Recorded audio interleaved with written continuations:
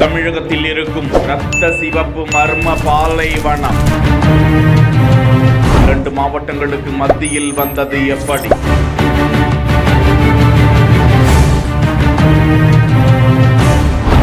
நகர்ந்து செல்லும் மணல் மேடுகள் நம்பி விளைச்சல் செய்ய முடியாது. அடிக்கடி மாறுதலாகி அச்சுறுத்தும் தேரிக்காடு மர்மம்.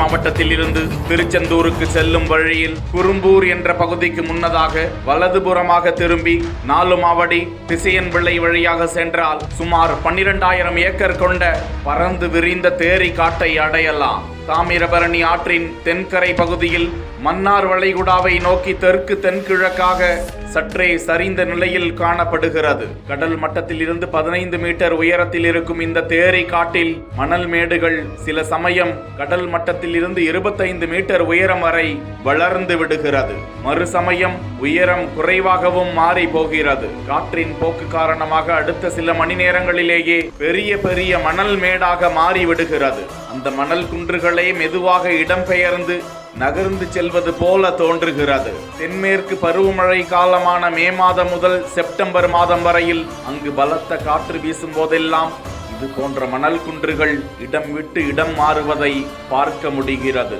நிமிடத்திற்கு ஒரு முறை அங்கு காட்சிகள் மாறிக்கொண்டே இருப்பதால் தேரி காட்டில் திசை கண்டுபிடித்து செல்வது மிகவும் சிரமம் என்கிறார்கள்.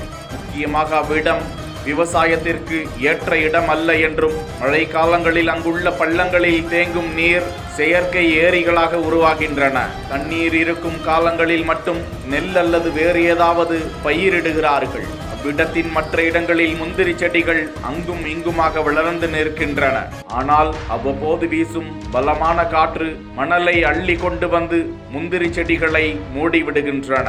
நெல்லை தூத்துக்குடி ஆகிய 2 மாவட்டங்களுக்கும் இடையே தேரிக்காடு அமைந்திருக்கிறது. அங்கு இருப்பது ஆற்று மணல் அல்ல, இரத்த சிவப்பு நிறத்தில் எங்கும் அல்லாத ஒரு வகை மணலாக காணப்படுகிறது. சுற்றிலும் பல கிராமங்கள் இருக்கும் நிலையில் அவ்விடத்தில் எப்படி மணல் மேடு உருவானது என்ற விடை தெரியவில்லை. அந்த பகுதி ஒரு மர்ம பகுதியாகவே விளங்கி வருகிறது.